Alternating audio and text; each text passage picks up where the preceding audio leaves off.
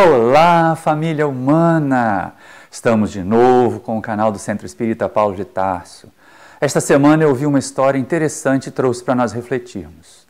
Certa vez, no Evangelho no Lar, o pai ouviu o filho adolescente dizer assim: Deus não é justo, porque se Deus fosse justo, as pessoas não ficariam doentes, as pessoas não morreriam de tantas doenças, não haveria tanto sofrimento. E o pai perguntou: mas por que você acha isso, meu filho? E o garoto respondeu: ora, pai, Deus não é a perfeição? Então como é que ele ia dar para nós corpos tão defeituosos assim? O pai silenciou naquele momento e pediu ao filho: vamos pensar essa noite. No dia seguinte, eles saíram para um pequeno passeio. E aí o pai, dirigindo o carro que era novo, de repente deixou o carro passar num buraco muito grande. E o menino gritou: ei, pai, o carro vai quebrar. E o pai disse: não tem problema.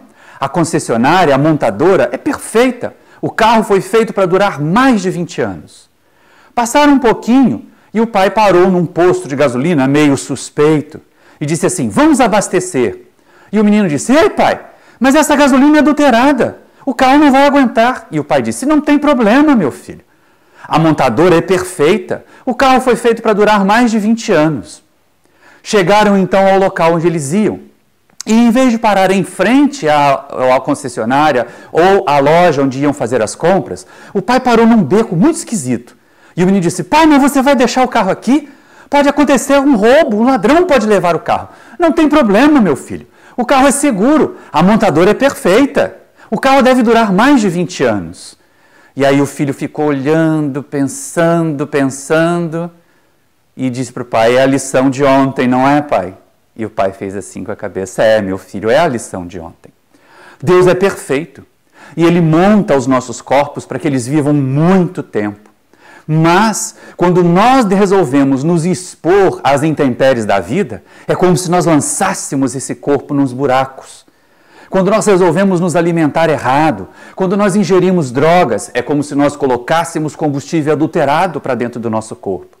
E quando nós frequentamos ambientes nocivos, quando nós esquecemos de cuidar desse corpo que nos deu, é como se nós abandonássemos esse corpo numa rua erma, onde ela pode ser roubada, onde ele pode ser de alguma maneira levado pelas pessoas mal intencionadas. E aí o menino finalmente entendeu: sim, Deus é perfeito, Deus cuida de nós. E o que acontece de errado conosco, frequentemente, na maioria das vezes, se não em todas elas, tem causa em nós mesmos. No Evangelho segundo o Espiritismo, lá no capítulo 5, quando Allan Kardec estuda as causas atuais das aflições, não é que ele coloca isso para nós também? Não é que ele apresenta para nós a necessidade de investigar as causas das nossas aflições e fazer que nós não nos iludamos, não fiquemos transferindo: eu estou sofrendo por causa do meu vizinho, eu estou sofrendo por causa do obsessor, e por que Deus está fazendo isso comigo? Não, nada disso. Lá no item 4 do capítulo 5 do Evangelho, Kardec diz o seguinte para nós: olha só que coisa interessante. Remontando-se à origem dos males terrestres, reconhecer-se-á que muitos são consequência natural do caráter e da conduta do que os suportam. Quantos homens ou pessoas caem por sua própria culpa? Quantos são vítimas da sua imprevidência, de seu orgulho, de sua ambição?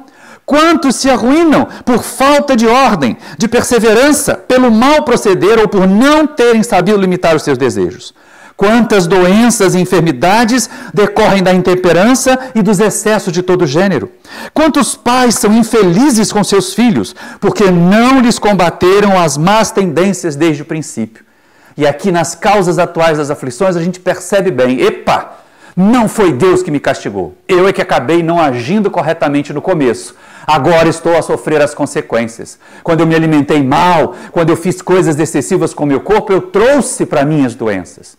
E Kardec vai finalizar esse item dizendo o seguinte para nós: que todos os que são feridos no coração pelas vicissitudes e decepções da vida interroguem friamente as suas consciências, que remontem passo a passo a origem dos males que os afligem e verifiquem se na maior parte das vezes não poderão dizer: se eu tivesse feito ou deixado de fazer tal coisa, não estaria em semelhante situação.